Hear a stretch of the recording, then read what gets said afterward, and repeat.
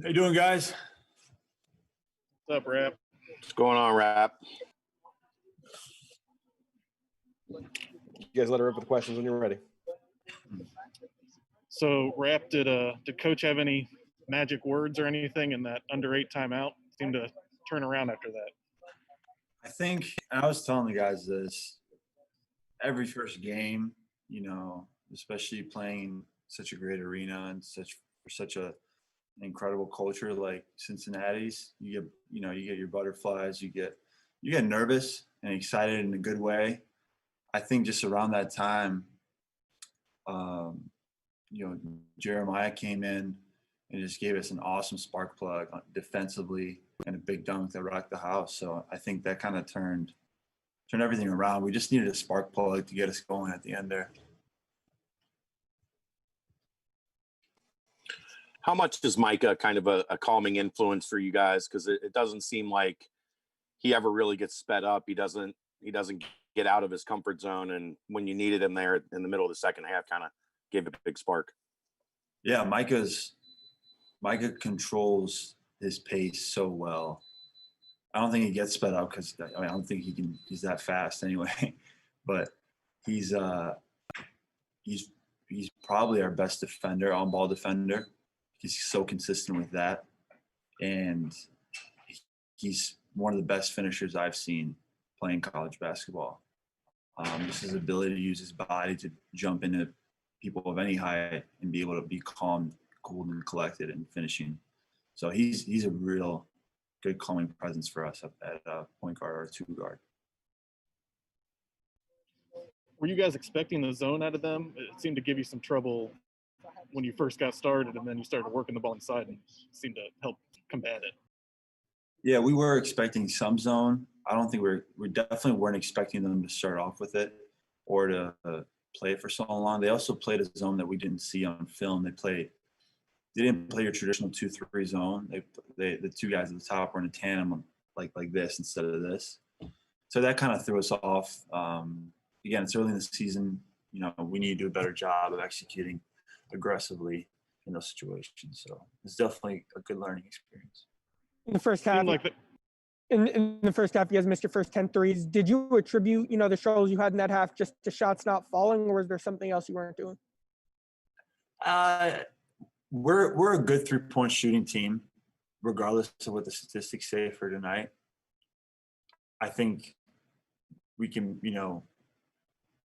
I think we'll be a lot better when we make our threes. If we shoot 10 threes, but I think we shot our first 10 threes, we didn't make a single three. I think until Mika hit his first three, it was 1 for 11. It's just how the game goes sometimes. You live and die by the three, but I think we showed that we're much more aggressive than that, and we find other ways to win the game regardless. Was there a directive after that slow start to get the ball inside you and Chris? Yeah, I think so. I think we tried to every opportunity when they were in man, either with a lob over to Chris, because Chris really is an elite post player, and into me, because they had a mismatch with a smaller guy to me in the post. So I think that was definitely an emphasis of the game.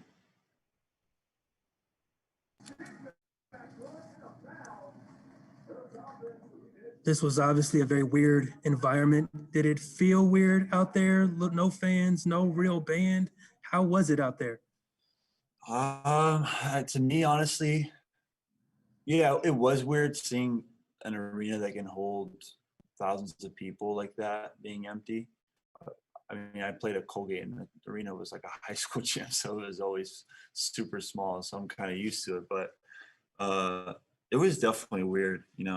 It was definitely weird. It was, but you get to the point of the game where you're just so locked in, regardless if it's 20,000 people or 2 people, you're just playing hoops, trying to win.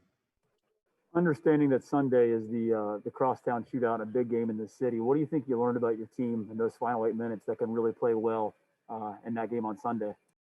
We're just a tough and resilient team. I think it just goes to show that we can turn a game around like that just by being tough, by being aggressive and being spirited. we hope to bring that and just play our game, just play our game and come out there with our passion and aggressiveness. So.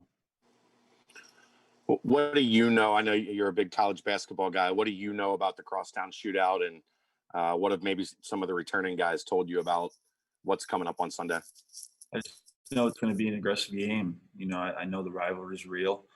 I know that both schools don't love each other incredibly well. It's just a great, regardless of me living somewhere else or being a fan of a different team, when that time comes, it's a game I think the whole country wants to see. And I'm really excited to play in it for my first time. And I've been a fan of it. So. Why did the game open up for Chris Vogue so much in the last 8 minutes? Why, you said why? Yeah, why? I think honestly it's because he was just more aggressive on offensive boards. He had a big putback dunk to kind of get him going. And Chris is a guy like that. I think he needs a bucket, either an easier score, just score in general. And then once he gets a rhythm going, and Chris is really, really, really dangerous. I know you guys haven't had too much opportunity to play against other people. Was there anything that surprised you tonight about yourself or any of your teammates and just kind of the way the game unfolded? Since this is my fifth year being around college basketball, I honestly wasn't surprised that we were down necessarily, and it was a closer game.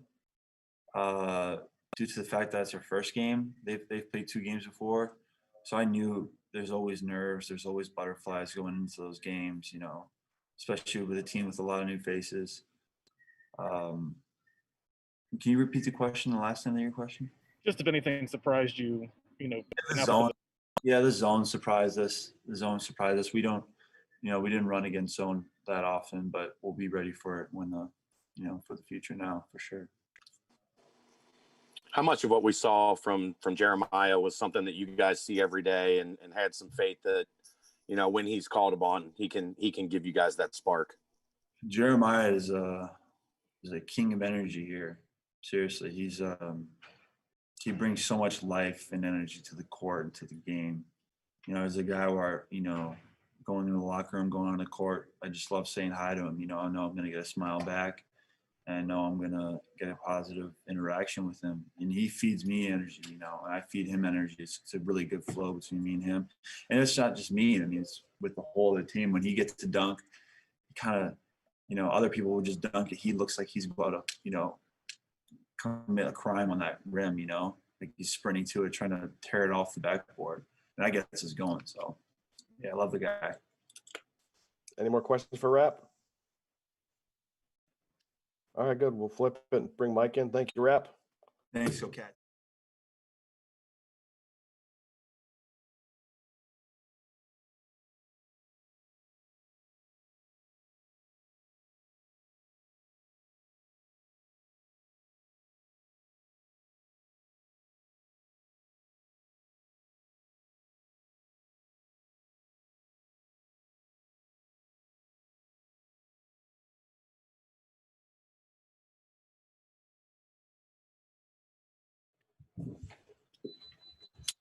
I know that many people in front of me. All right, guys, go ahead with questions for Micah.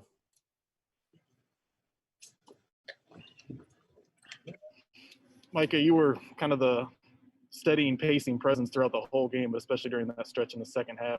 Did you feel like you had to step up, or did it all kind of come in the flow of the game for you? Yeah, like you just said, it just came to the flow of the game. I was just playing my game and just taking whatever the defense was giving me. What changed there at the 8-minute mark? We know that we had to get some defensively stops. We just knew all of us forget the offense. All of us just play defense as a team. We look out for each other on the defensive end, and then it just takes care of itself offensively. You held them to 8 points. You talked about defense. You held them to 8 points over the final 11 minutes of the game. Was it anything different, or was it just effort and, just turning up the intensity and looking to do what you guys are supposed to do? Yeah, it was honestly just the effort. JD came in and gave us a good spark. He had a lot of energy, so it was definitely just, I don't know, we just all knew. I just feel like it was a spark. We all knew like these last 8 minutes was crucial, and we all had to sit down and get a stops after stops. How much did Keith getting in foul trouble early kind of just throw off your entire rhythm as a team? Yeah, I mean, I've been through it too. Like when you're in foul trouble, it's kind of hard to get the flow of the game, and get going. It's a lot going on, but we already know by Sunday when he come back, when he's gonna be fine, and when he's not in foul trouble, we'll be better as a team.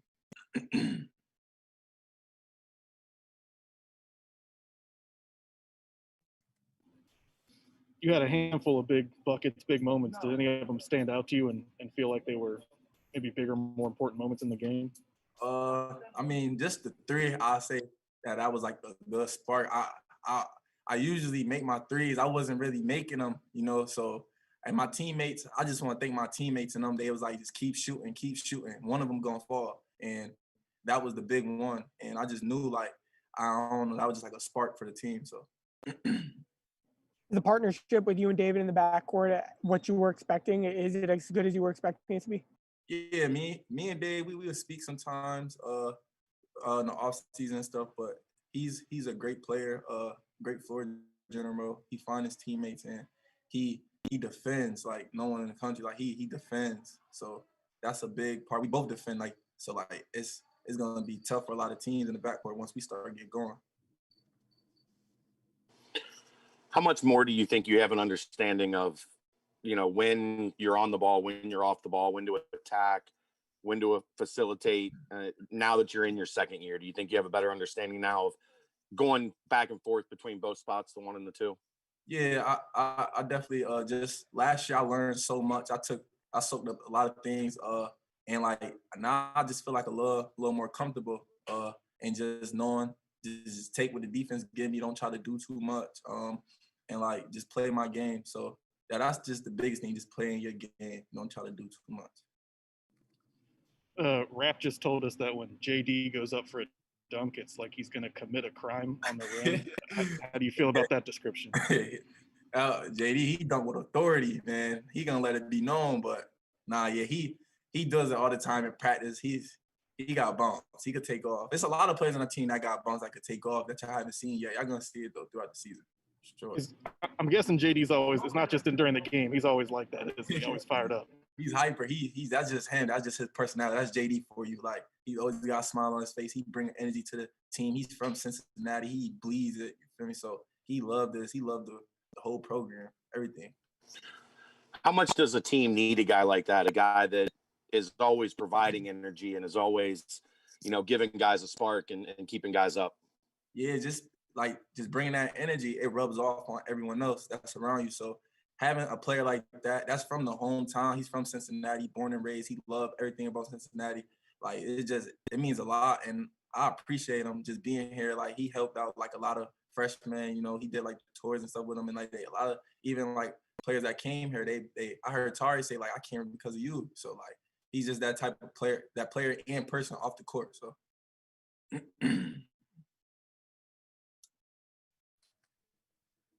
You mentioned Sunday. How big is that game? Normally, you two don't face off this early in the season, but ESPN, national audience, how big is Sunday for you guys? Yeah, it's gonna be a big game. They beat us last year by a lot. So, but we treating it just like any other game. We know it's a big game, and we're gonna get back in practice and just focus on the things that we gotta do to prepare for that game on Sunday. Anything else for Micah? All right, guys. Thanks, Micah. I appreciate you. Thanks, guys. Micah. Coach, Appreciate it. shortly.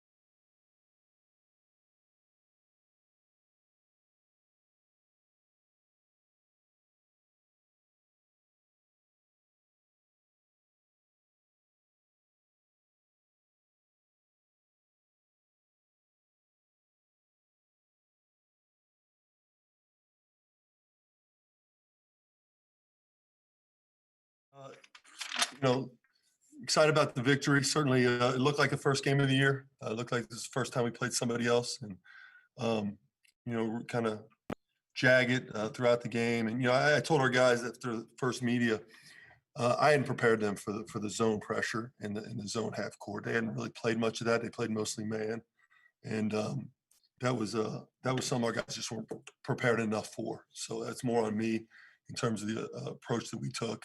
Very little, you know, scouting tape. They played mostly man. They came here and decided to change defenses. They hadn't done that in the 2 games they played, and certainly didn't do a lot of that during last season. So, you know, threw a wrinkle at us early and didn't handle it well. And then, you know, 2-19 at one point from 3. I think go for 10 or for a first 10 or something. And that feeds into not being in rhythm. You know, it was a challenging first game for a number of reasons. One, it was the first game. 2, they weren't prepared for what they saw defensively. And 3, it's a Princeton offense, and it goes against all our, you know, the basis of our defense. So when you play a Princeton offense, you have to change your defensive positioning. You have to be below the ball and below the man. You have to change a lot of things. And we'll play one Princeton offensive team all season. So there's really no point in, you know, over preparing other than, you know, the 3 days that led up to it. So I think the mixture of those factors all factored in, but really proud of our guys and their ability to step up, particularly when one of the best players in our league, you know, has probably as much of an off night as I've ever seen him have, and still to get the win. So really proud of our guys' effort and be able to fight through the challenges that this game brought. Coach, they had 49 points with 11 minutes left. They had a 9-point lead, or 47 points, excuse me. They finished with 8 points the rest of the way. Can you just talk about your team's defensive intensity over this final 11 minutes? Yeah, I think the guys wanted to prove to everybody that they could do that without fans. Because certainly that was every game with fans last year. So I told them, okay, we've proved that we're good. Now we can move on to playing good basketball for as long as we possibly can. It's just, you know, we were trying different rotations. Jeremiah, it was his night. He came in and really gave us a lift. We went with 4 guards. Rap was playing really well. He's getting every defensive rebound, but we weren't able to get as many deflections. And so, you know, we got more deflections, got out in transition.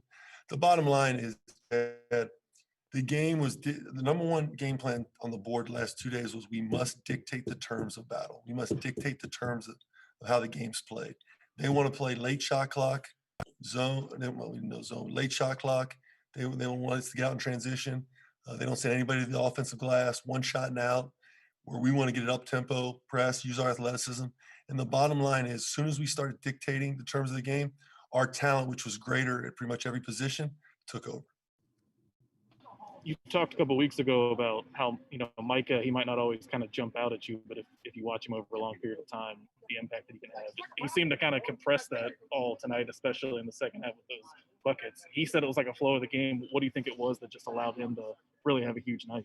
Well, like anything else, Justin, he was out there, right? He's played, you know, 30 games at this level, so he looked like it. He looked like a guy who's played before. He looked like an experienced player, and I just thought he was.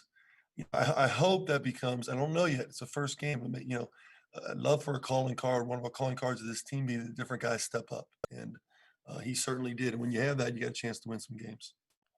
Chris Vogt didn't have a huge role early, and then he took over down the stretch. What opened up for him? He went to the offensive glass. You know, he decided he was going to get offensive rebounds. There was nothing that opened up offensively because they were in the zone the whole time. He just made a focus level to go chase the ball. You said last week that he could be one of the guys down the stretch that you would turn to. What was it like, and what was the significance of seeing that from him maybe for the first time down the stretch? Charlie, same thing, right? He plays. You know, this guy's been playing college basketball for 3 years. It looked like it. The guys who hadn't played college yet, it looked like it, right? I mean, it's, you know, I didn't do a very good job. I didn't coach. It looked like I hadn't done it in a while. It's like 300 days. And, you know, we just didn't, we had to find a rhythm. And it's going to take some time for this team to find that, especially with having 11 guys. Now, the question is, are guys going to be able to fight through inconsistent minutes, right? Because, listen, everybody thinks they're playing 30 minutes and scoring 15 points a game, okay? Are you going to be able to fight through having inconsistent minutes early on to find out what your role is going to be and what we need you to do to be successful? So if you're really bought into the team and you're really about the individuals in the locker room, like we say, then it won't be a problem. It'll just be a matter of time.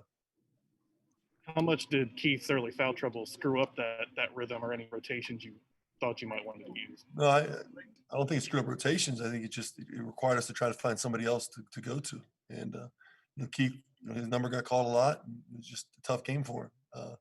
Those don't happen very often for him. So I mean, he's missing free throws. He never misses free throws. So obviously 3 fouls kind of handcuffed him. We couldn't start him in the second half because of it. But again, first game of the year, right? I learned maybe 2 fouls. We got to keep him out. We learned something about our team when we finally play outside competition. One of those guys you gave a chance was Tari Eason. What did you like from what you saw from him in his first college minutes? Well, I thought Tari, Gabe, and Mike all looked like freshmen.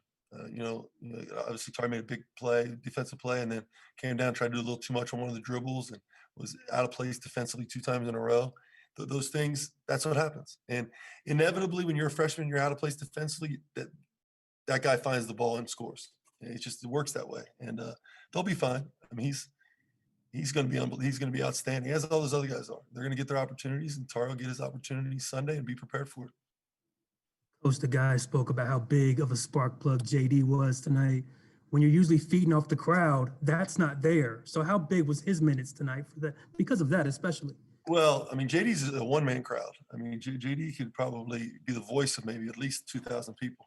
He's got his energy, and he likes to be heard, and we like when he does it because he made some big-time plays and got some deflections, got out in transition, got some offensive rebound hands on the ball, and really provided us what we needed. And that's an example of a guy who I didn't think he played very well in the first half, and in the second half he did a little bit more. And the bottom line is, I tell you guys all the time, I ultimately decide who plays, but it's your performance, right? I mean, your performance will decide. So